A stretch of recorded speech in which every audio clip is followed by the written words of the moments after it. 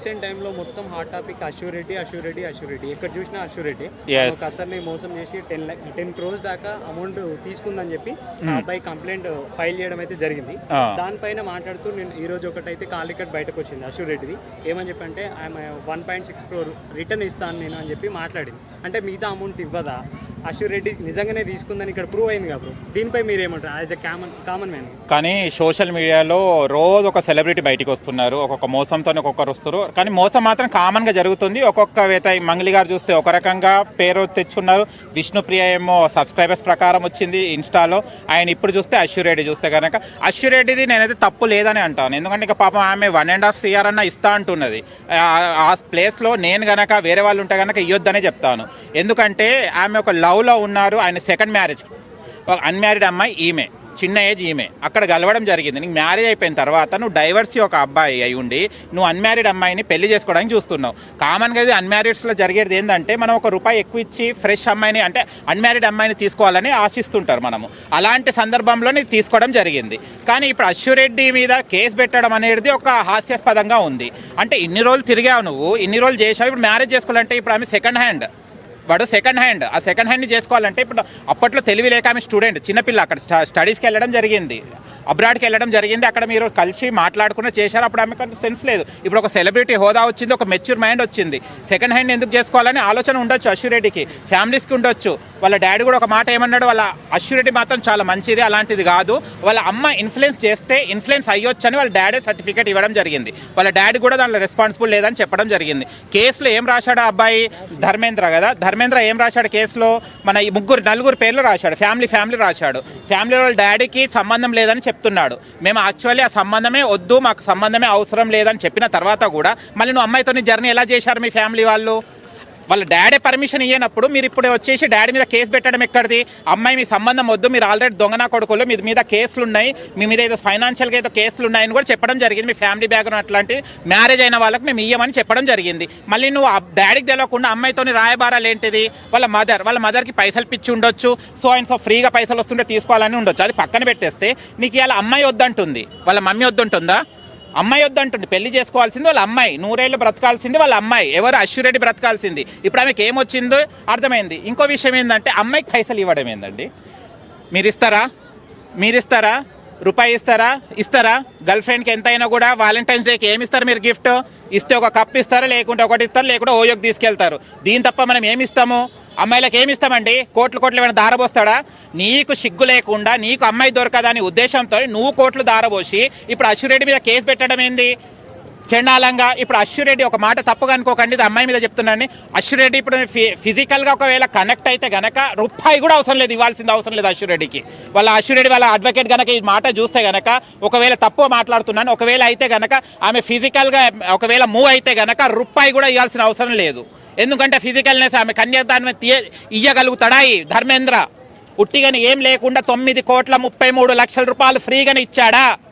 ఈ లవ్ అనుకో, అది కొవ్వు అనుకో, ఏదనుకో, నీకు ₹1 ఎందుకు ఇచ్చావు? 9,33,00,000 ఏ ఉద్దేశంతో ఇచ్చావు?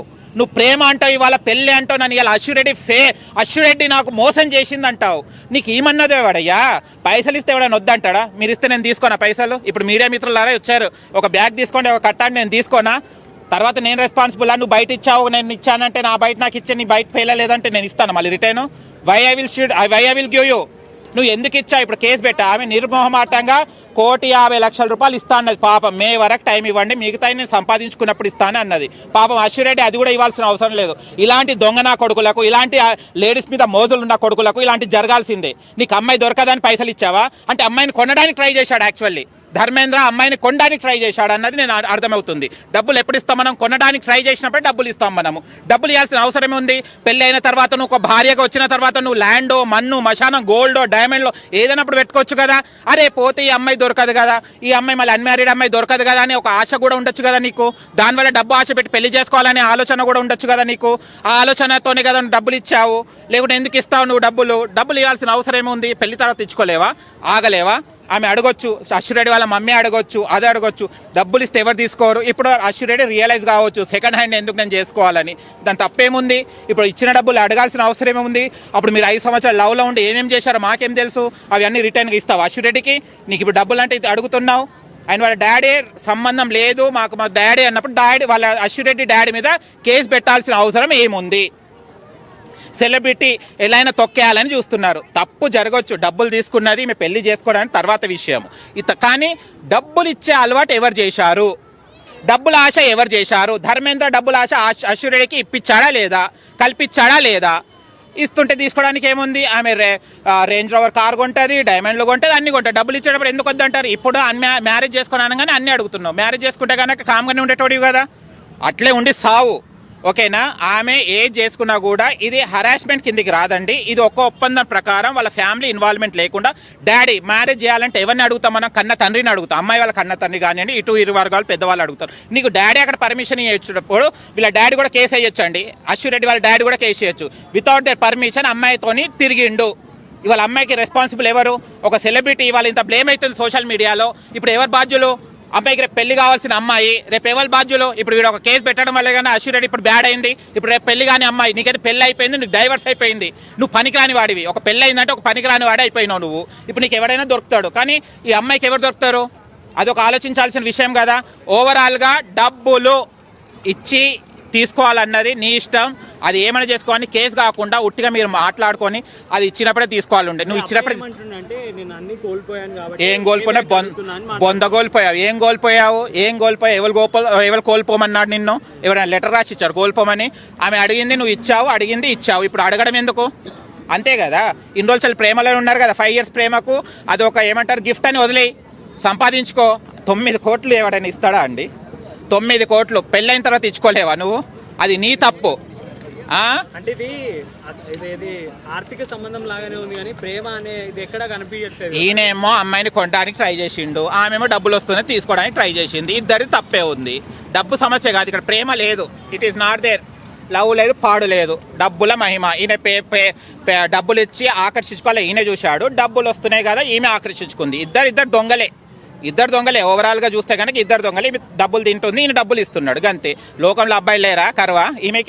ఈయనకి అమ్మాయిల కరవా? డబ్బు ఆశ పెట్టాడు, సెలబ్రిటీ హోదా వచ్చింది కాబట్టి అది చేసుకుందా, బాగుంది అమ్మాయి. ఫస్ట్ అన్మ్యారీడ్ కాబట్టి, ఈయన మ్యారీడ్ కాబట్టి అట్లా ఆలోచించినట్టుంది. మళ్ళీ పెళ్లి విషయం కూడా దాపెట్టారు. వాళ్ళ ఎంక్వైరీలు తెలిసిన తర్వాత సెకండ్ హ్యాండ్ అని తెలవడం జరిగింది. ఆయన వీళ్ళ డాడీ ఎవరైతే ఉన్నారో ఎంక్వైరీ చేసిన తర్వాత సెకండ్ హ్యాండ్ వీళ్ళ మీద కేసులు ఉన్నాయి, ఏదో సంథింగ్ కేసులు ఉన్నాయి, వద్దు మాకు సంబంధం సెట్ కాదన్న ఉద్దేశంతోనే వాళ్ళు వద్దు అనుకున్నారు.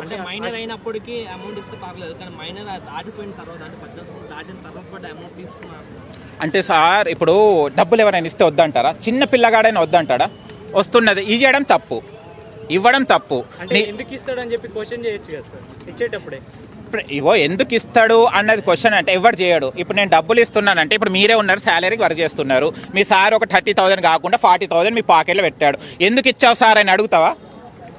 అబ్బా సార్ ఎందుకు నా వర్క్ నేను నచ్చేసి తీసుకున్నానని అనుకుంటాడు. ఆమె కూడా అట్లే అనుకోవచ్చు, అరే నా లవ్ని గుర్తించి, నా ప్రేమను గుర్తించి, నన్ను గుర్తించి పైసలు ఇవ్వచ్చు అనొచ్చు. ఓవరాల్గా ఇద్దరు దొంగలే.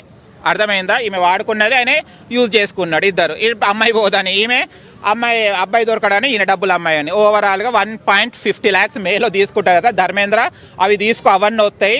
మిగతా 7,50,00,000 తర్వాత చూసుకుందాంలే ఆమె సంపాదించినప్పుడు. ఓకేనా? అవదన్నా వస్తాయి. ఫోన్పే ఆన్లైన్ పేమెంట్ 1.5 CR చేస్తా అంటుంది. అది కూడా చేయొద్దని నేను అంటున్నాను.